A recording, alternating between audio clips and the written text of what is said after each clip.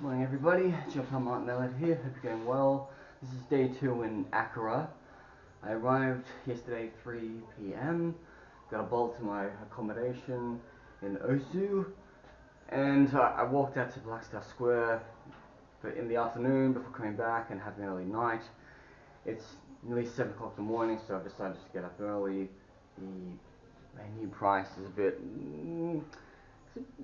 It's Western prices, but for the breakfast here. But I thought, we'll have some street food, because street food is only like less than $1 here. Like you can get like chicken and rice for 15 cedis. Come on, it's not even $1. Think about it. So today we're going to go on to Lome, the capital of Togo.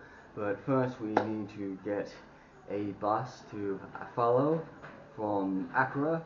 It will take roughly 3 hours, so that's why I decided to get up early, and I'll cross the border and I'll be in my 100% country of Togo. So let's go.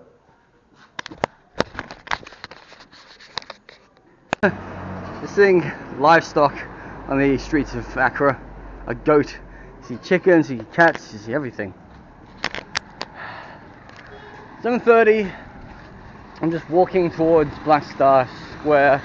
I was there yesterday in the afternoon in the rain, but now it's sunny. It's so sunny, it's hot, it's like 25 degrees.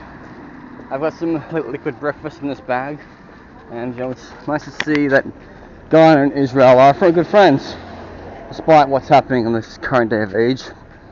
But the one thing that's shocking me is seeing all these posters of people who passed away. It's like, look, this lady over here passed away at 50, and I'm like, wow, it's a way how to memorize people. It reminds me of the time I was in Bulgaria, and I kept on seeing obituary adverts nailed all over the streets of Bulgaria. Yeah. So this is Blackstar Square. I came here yesterday, and it was unveiled the day Ghana became independent from British rule. Back in the day, Ghana was actually known as Gold Coast, and then they changed the name to Ghana. I mean, the Gold Coast is actually a city in Australia, which is quite famous for beaches, so it's kind of hard to compare the Gold Coast of here between the Gold Coast back in Australia. I understand why KFC is such a big thing here in Africa. It's huge in South Africa and other Commonwealth countries, but I mean, come on. I can go from Morocco to South Africa without seeing McDonald's, but I can't go from Morocco to Ghana without seeing KFC.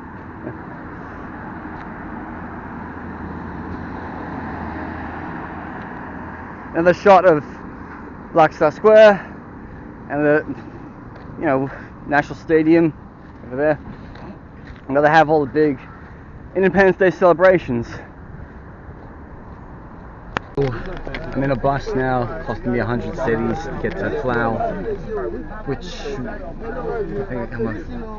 it works to be $5 a ride for 3 hours.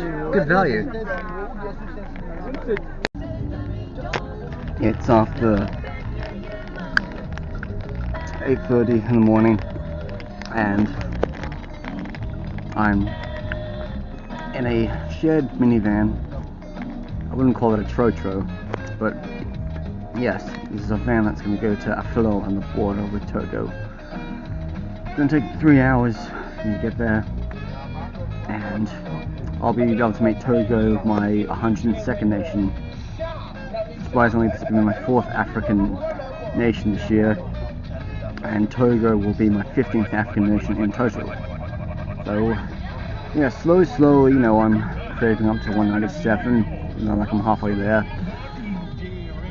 I give special inspiration to my Safa buddy, who's one of 165 nations. I'm slowly clawing myself up to that tally, but once you've been to all these countries in the world, it just gets harder and harder. I've had to get visas for all these countries I've visited. Like Ghana cost me 80 quid. Burkina visa was 25 quid, but that was a transit visa. And then Togo and Benin both cost me 50 euros each.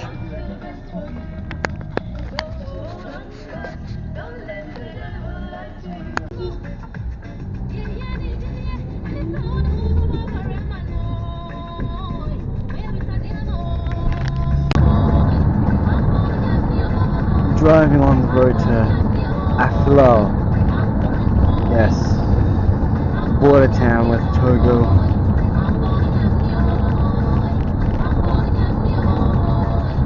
I feel like I've left Accra.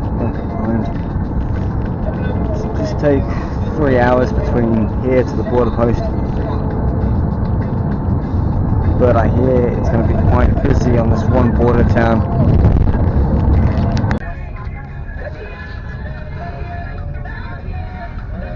I really like all these roadside markets, people selling things.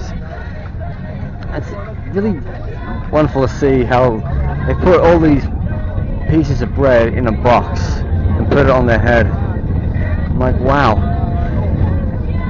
I don't feel that one time my friend in Nicaragua, she saw a lady carrying with a basket on her head, and I told her it's in her DNA.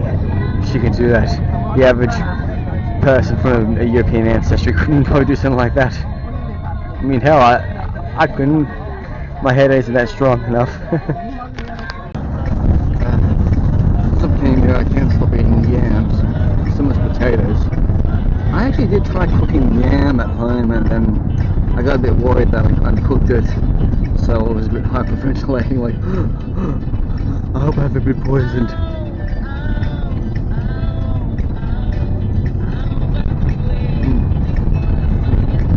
Yeah. It's only sweet potatoes, I guess.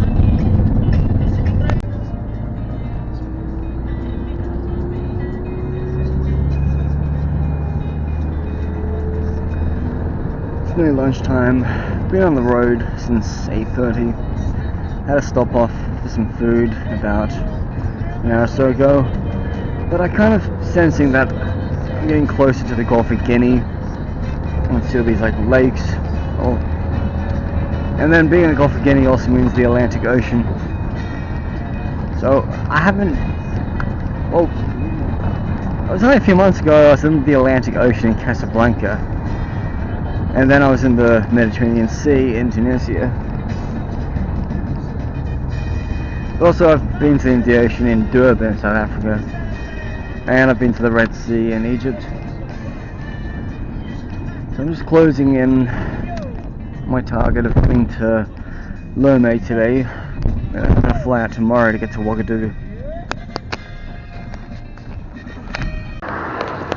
I made it to Lome, Togo, my 101st country.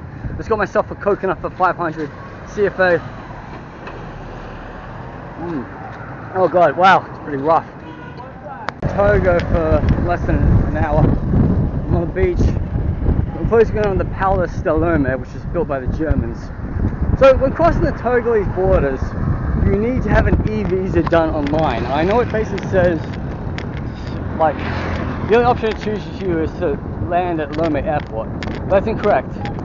You can choose to say you're landing at Lome Airport, but the e-visa is valid for any of its border crossings between Ghana, Benin, and Burkina Faso.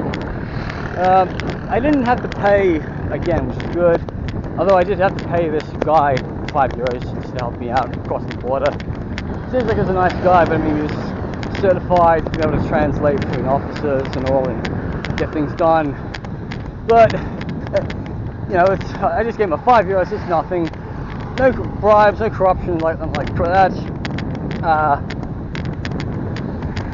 But remember, Togo is at CFA, so CFA it's like West African francs. I can now use this money between here, Benin, and Burkina Faso, and other CFA countries except for Ghana, Guinea, Sierra Leone, and Liberia. Yes, all those countries have their own separate currencies. So, right there, that's the Palace de Lome. That is German architecture built by the Germans before they had to leave. Which, surprisingly enough, Togoland was actually a German colony, and then after World War I, Britain got the west half of Togoland, West Togoland, then France got the east, and then West Togoland basically became part of Ghana, and then Togoland became Togo itself, French-speaking country. Yes. This is the monument to commemorate Togolese independence in 1960. This is never ever open to the public except for certain days. So I'm just glad I'm here. I found it. I thought I'd be on a motorbike.